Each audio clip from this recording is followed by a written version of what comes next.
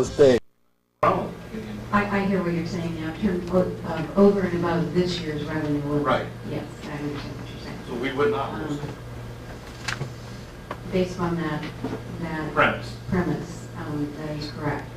This particular recommendation was based in terms of limiting permits by limiting new permits was based upon the recommendation of our legal counsel.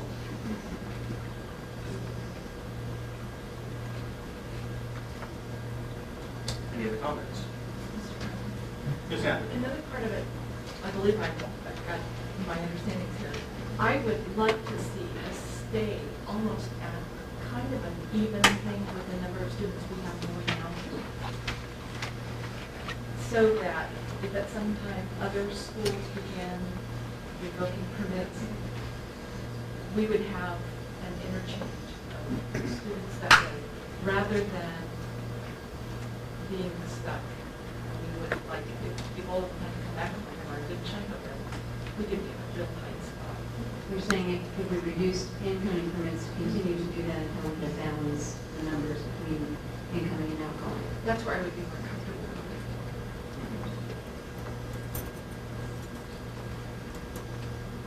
Any other comments? Mr. McCartney, I have a question Ms. Andrews? and refer to Ms. Smith. If we stop the permits from K through 6, that's 600 students about. No problem. And we only realize maybe 200 students coming in. We'll be short 400 students. How many classrooms is that and how many teachers are we talking about? 400 students would represent approximately 13, 14 classrooms. So you're talking about 13, 14 teachers over and above what we are already at.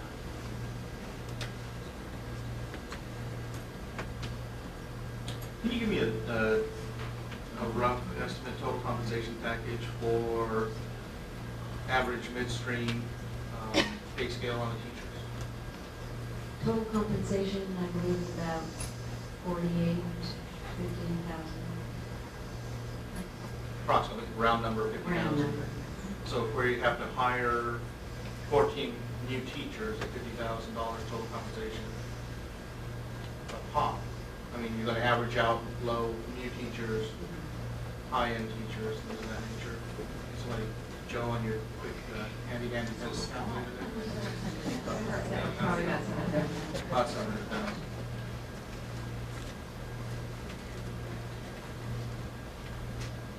Any other comments? Mr. Cleveland? Yes, it's, when everybody wants to say we're losing money. If you don't have to buy portable classrooms, you don't have to put teachers in the classrooms.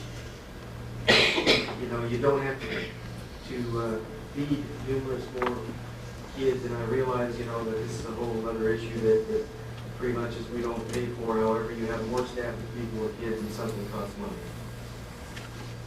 We could essentially come out with less kids and in reality have more money. I know that's, quite a bit of imagination in these educational settings where everybody just seems to want to cram more kids in, but I don't think we do any kids a favor when we cram them all in, and we don't do the neighborhoods a favor when we put more portable classrooms out. I think the fewer portable classrooms we need, the better neighbor we are. And I think that our basic concern should be for our children in this district. And this issue and other issues go together. You can't just take one of these items as one to the other one. Because the ecology thing is, yes, that's an adult thing, and most of those people are out of the district. However, most of the people that get serviced by those people are in the district. And I think everything on a balance, I think we should vote no on this item and substitute it with something to get rid of the K through 6 permits. And I realize legal counsel, I realize the repercussions here that we can be appealed and we can be sued and so on and so forth. But I think sometimes we just need to do what is the right thing, and I think that's the right thing. Mr. Barney? My other concern with doing this too is the staff, we have to project what staffing will be for next year, so you have to pretty much assure so many teachers And if we're not, reducing, or, we're either decreasing the class size, which in the long run is going to cost more, or we could run into the problem of reducing the staffing, which could cause some other problems, and then, well, I guess, that always worse, that I'm one of them, as is. I just see there's a lot of more answers that we need, also as to the impact of revoking permits, what are we looking at? I'm not clear, and I guess I'm probably right. I just see it clear. So let's get it cleared up now. Here we are. Let's get it clear. I think, and Mr. Cleveland, you see what you think about this. I think what I'd like to see maybe is an amendment or an amended item to come forward, and we could do that this evening, in which we close the district to all new incoming permits with the hopes of reaching, let's say, if we set a goal of 300, that we stop growth by 300. If we do not meet that point, then begin revoking K-6 permits until we reach a point that whatever point we set. And we could do that by a criteria that's recommended by our legal counsel, whether it be last in, first out, whatever standings we could use to meet a projected number. I would think that would cause us some kind of a legal problem. How come people saying I can't?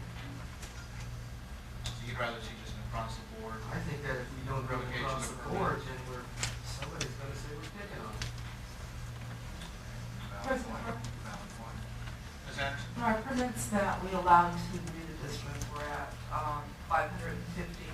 If we stop permits from leaving the district, that will make up the remainder of students not being able to come in. Can we do that? Can we say, no, you cannot have a permit to leave the district? Dr. Turner? That would, our legal counsel is not here, that would most likely be a very similar issue to the recommendation that he's already made about ongoing permit students and the rights of those students. Well, I believe legal counsel spoke to incoming permits, but I don't believe you really addressed the issue of outgoing permits, which is what I believe. No, you said. I said he's not here to address that, but I believe the issues that he was addressing related to incoming permits would be similar to some of the issues related to outgoing permits. I think there are a few districts that don't allow students out of the district. They don't issue permits, There definitely are. and they're doing it. So I don't know why we would have a problem. I think the difference is the revoking of a permit that's already in place as opposed to having a policy that is established through attrition and then holding that policy. If the board were to choose not to allow incoming permits or outgoing permits and get to that 0 point through attrition, I think was the concept that he was dealing with. That is very legal for a district to make that decision, not to deal with district permits. The issue that we're talking about here is revoking of ongoing permits. Mr. President, Basically, if we were to not allow the permits, the kids to go on permit, we would still be overcrowded, we would still need to have classrooms. I don't see why we would even need to do that. If we would not renew permits on 600 students and we had 500 to 600 student increase from our students in our own district, we're not short any money, it's not going to be any great deal. And I would like to, I realize that Mrs. Devine wants to do this, and maybe we're going to vote on this, I'm going to lose anyway, so maybe we should cut our talk short and go ahead and vote. I Ms. just Anderson? wanted to say in addition to that, this is what with legal counsel that we had come to. I am real uncomfortable. I don't think it would be real wisdom to directly go against our legal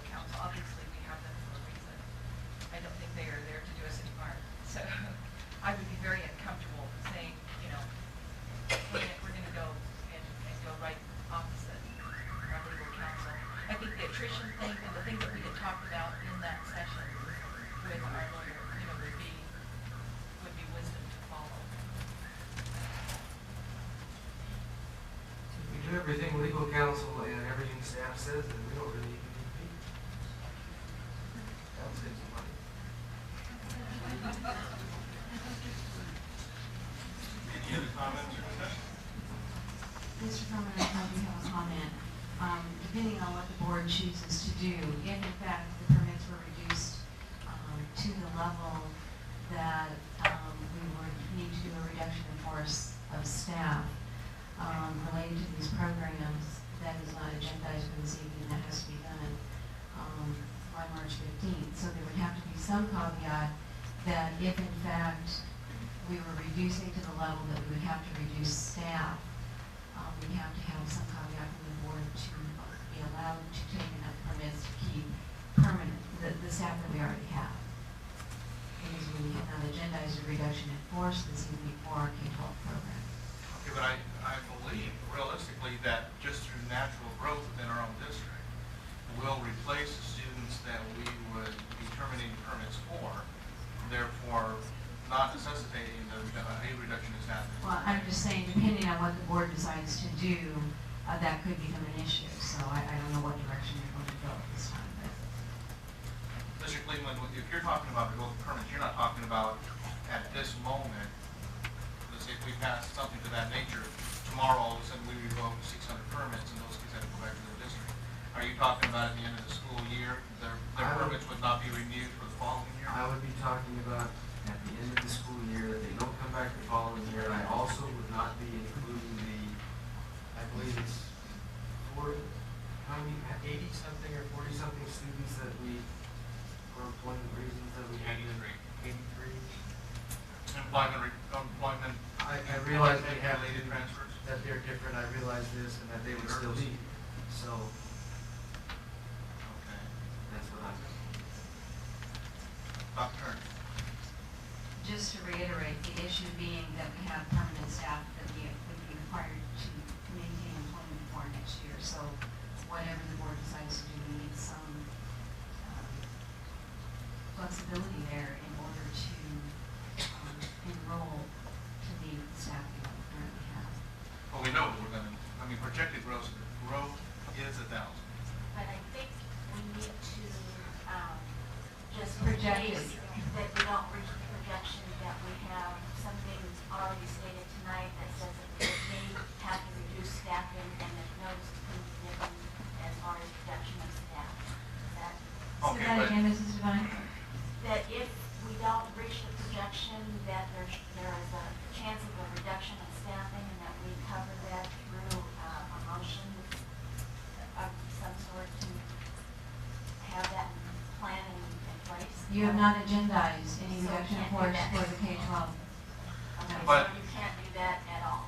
Okay, but the thing with this is, on the one hand, we're saying that based on projected growth, purely based on projected growth, is why we are having to deal with item 111, which is the removal of the cosmetology program in order to free up 8 classrooms because of projected growth.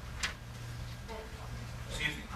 But on the flip side of that coin, I'm hearing that we do not want to use the projected growth figure to reduce permits, or in other words, we don't feel that it's safe to not use projected growth when it comes to keeping or noticing a reduction in staff. No, what I'm saying is, it is a projected number.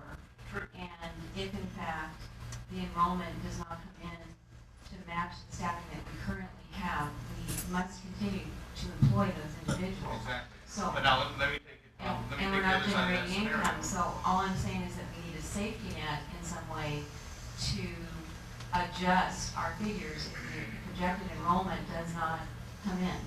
But if the projected enrollment does not come in, let me take the other side of that scenario. If it's true, a projected enrollment does not come in, then there's no need to displace cosmetology. We have regular staffing that we would need to displace at that point. That they're two separate issues. K-12 staffing and cosmetology are two separate entities. They're related in terms of use of facility. Right, and that's really, that's all this comes back to is use of facility. Because based on projected enrollment figures, we're looking at displacing cosmetology, retrofitting those classrooms to provide K-6 service, purchasing additional portables to put on the Baxter site. Now, if we go through all those expenditures and this projected enrollment does not, that we have, Dr. Bergner has given us the Bergner test, every other test, and said that that projected enrollment is as good as we can get as far as when we're projecting numbers. That we're going to be within a few, plus or minus students. So on one side of the coin, we're saying that we're willing to make expenditures and to at least purchase portables and so forth and so forth and so forth. But on the other side of the coin, we're saying we don't know if we can trust those numbers, and since we can't trust those numbers completely, we need to possibly notice teachers as far as reduction in staff. Can we try this another way? Okay. I think there's an issue that we're overlooking there, Mr. Dunbar. I thought you'd come to speak to us.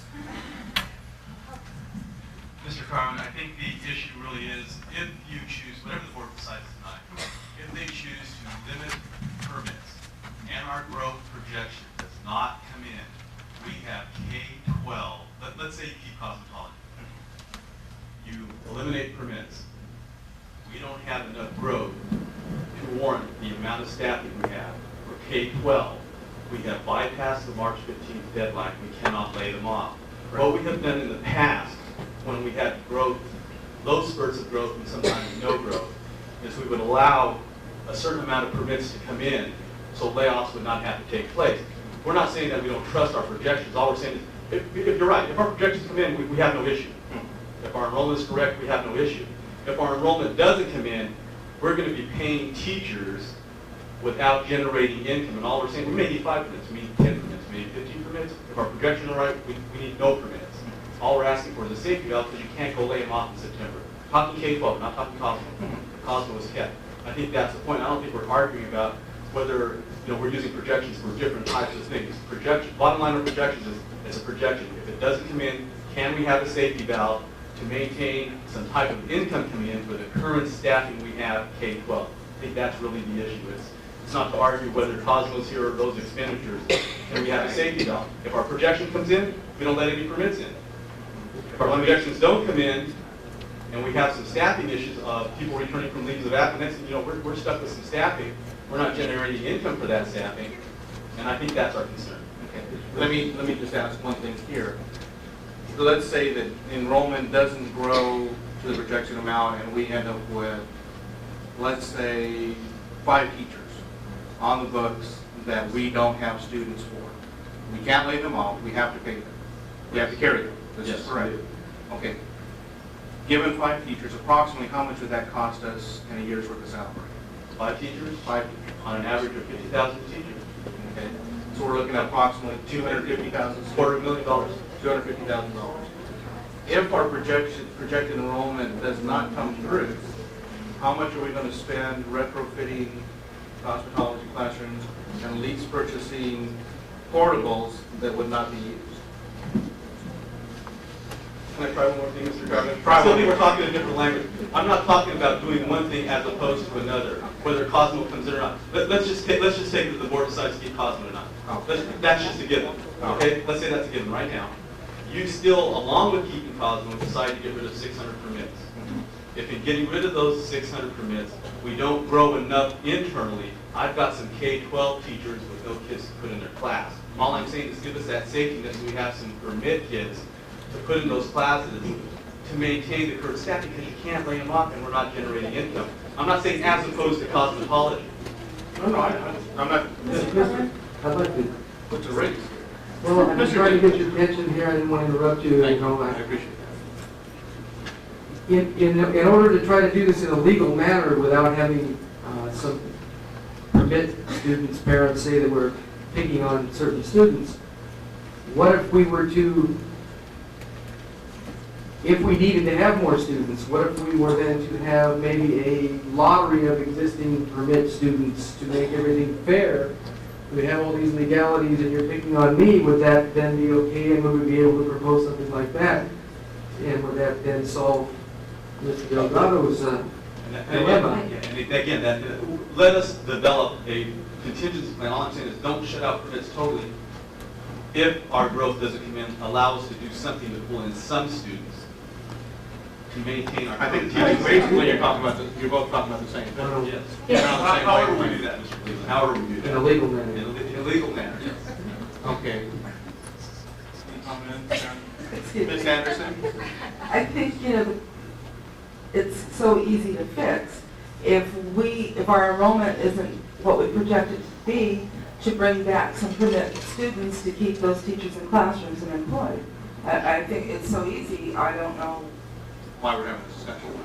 Right. So in other words, you're not opposed to allowing staff to develop in some kind of guidelines so that we can at least keep enrollment to the point that we do not have a reduction.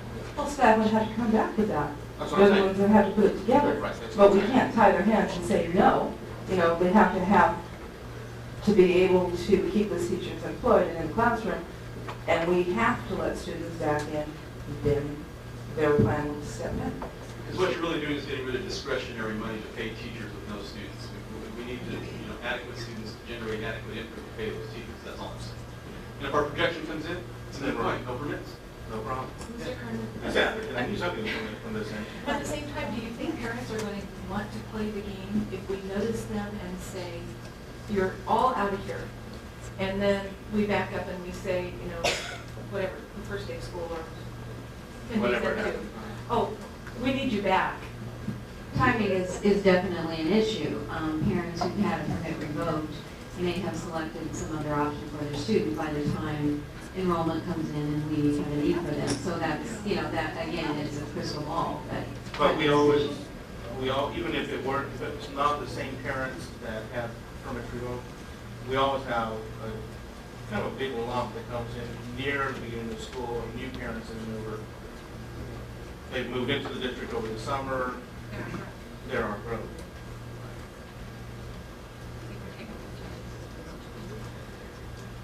I call for the question. Question? Okay, what we're doing at this point is we are voting on item 402. It's been moved and seconded. We're voting on item 402 as it stands. In other words, nothing has been amended. If we were going to do an amended item, that would come after this vote. Roll call, please. No. Yes? No, Mrs. Devine? Aye. Mr. Harmon? No. Item 402 fails. Now I will need to request a motion for I'd a like to make a motion that we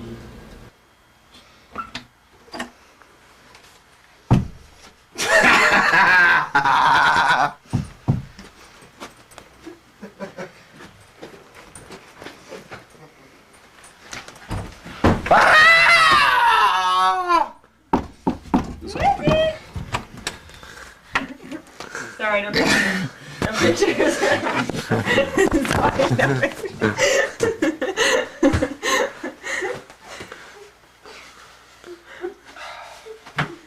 Where are you going? Get a picture of this, Phil. Oh, I don't know, man. Hi, guys, Mom. Hey, come Bobby! Yeah, threesome! Yeah!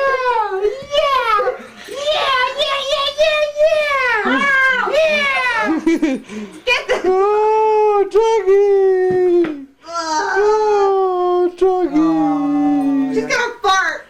Oh. That was Keith's foot. Yeah.